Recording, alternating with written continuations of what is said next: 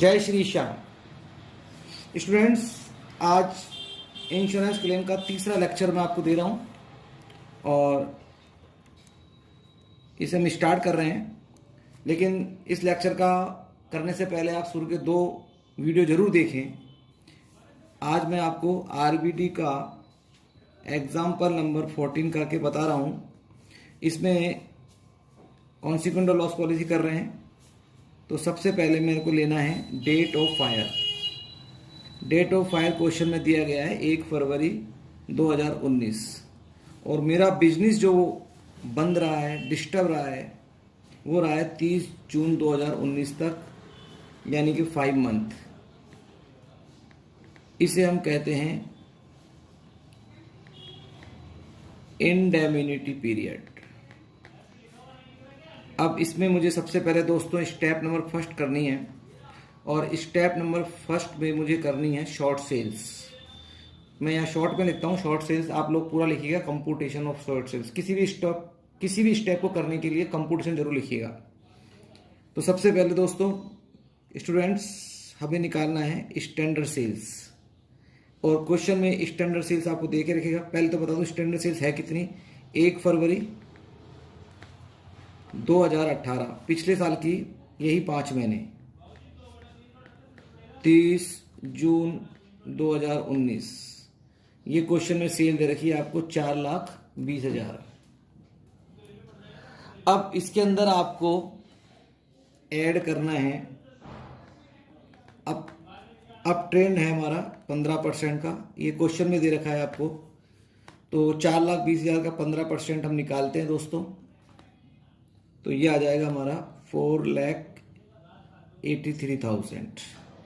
इसमें से हमको लेस करना है एक्चुअल टर्नओवर, इसका दूसरा नाम होता है इंडेमिनिटी पीरियड सेल्स। और इंडेमिनिटी पीरियड आपको ऊपर लिख चुका हूँ मैं ऑलरेडी। 1 फरवरी 2019 से लेकर 30 जून 2019। ये सेल आपको क्वेश्चन में दे रखी है 1,50,000, 1,50,000।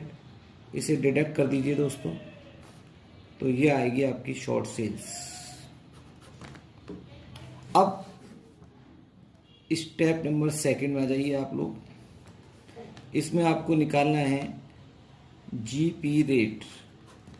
जीपी रेट के लिए आपको फॉर्मूला बताया गया था, net profit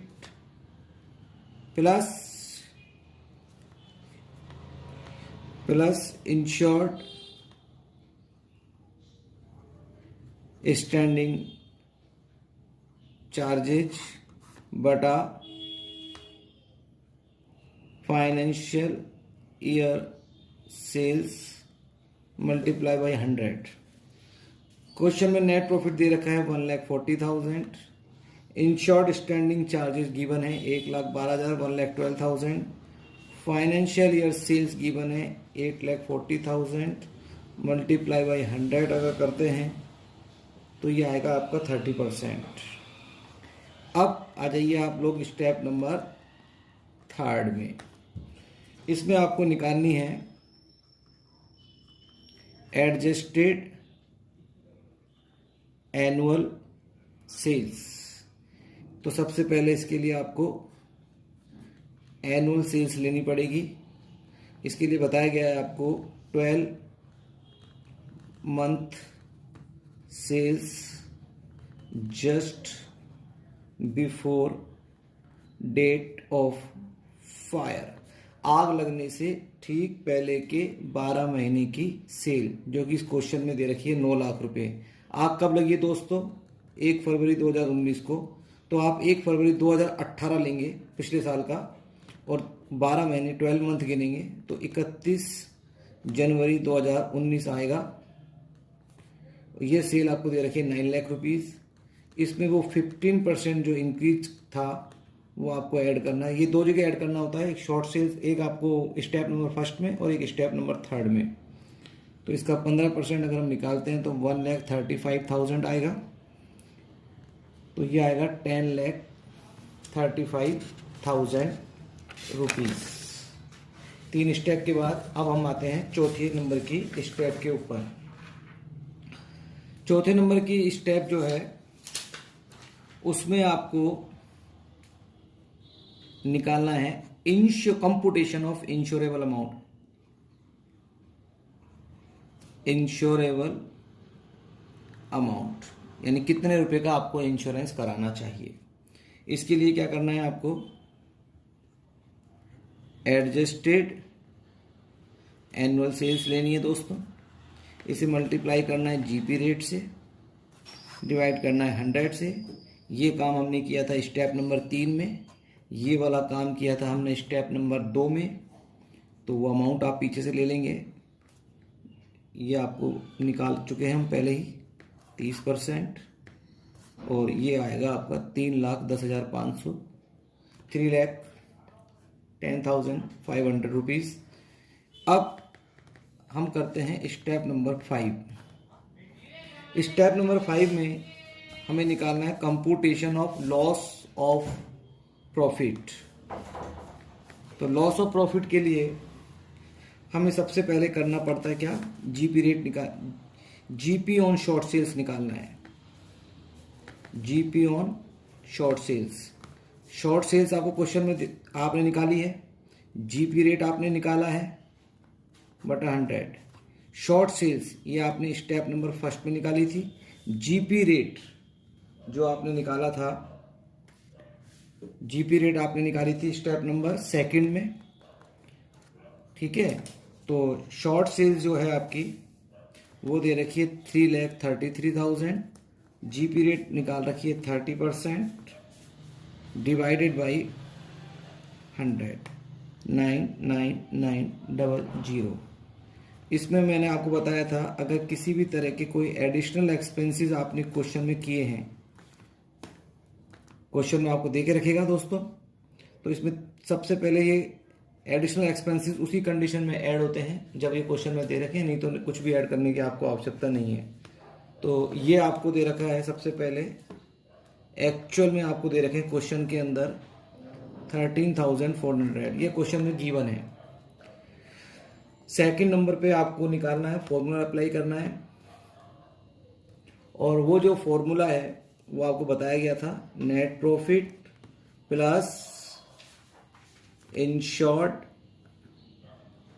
standing charges upon net profit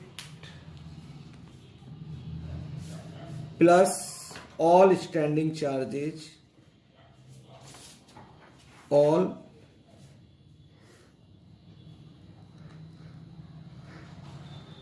standing charges multiply by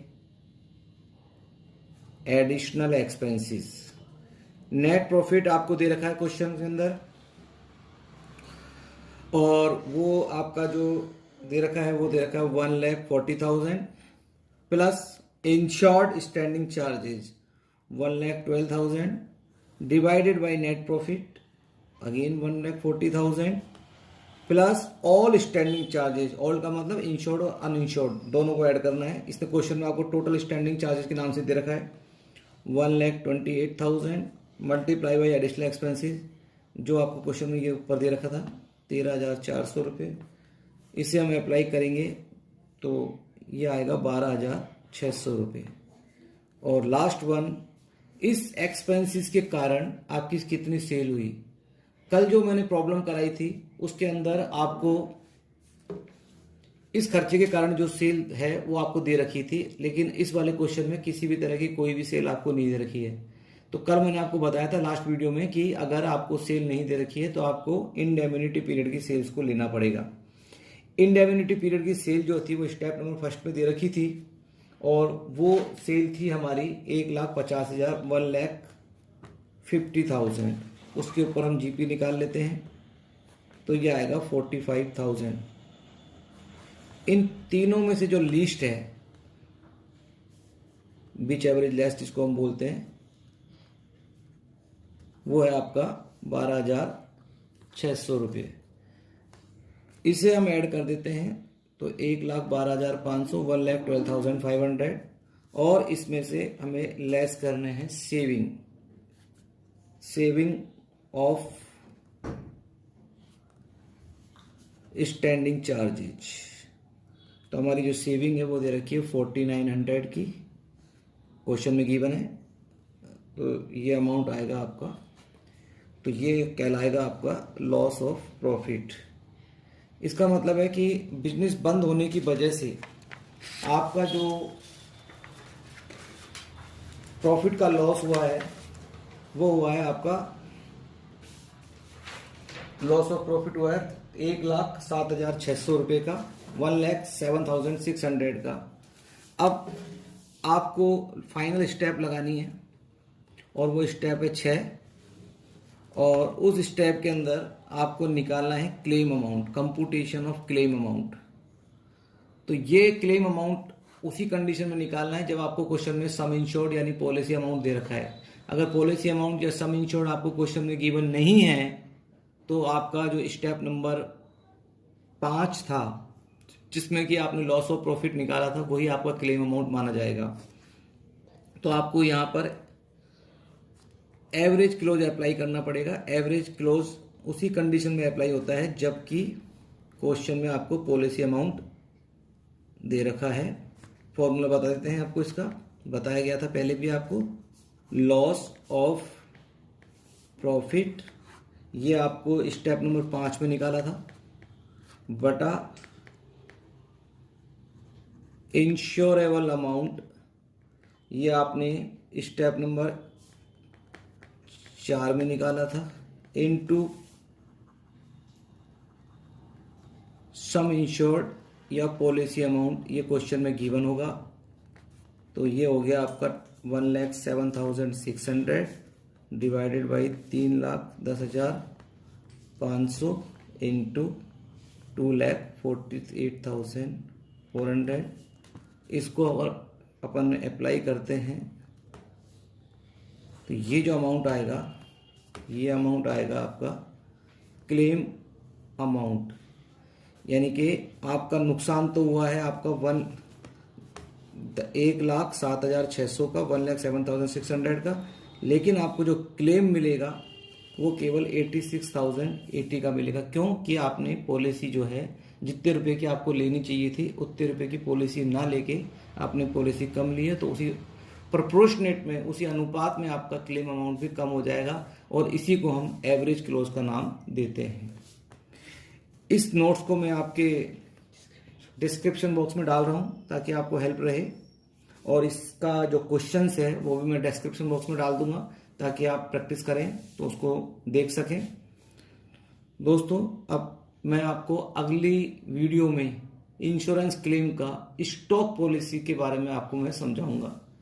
तब तक के लिए धन्यवाद, thank you. Please like, subscribe और जय श्री श्याम।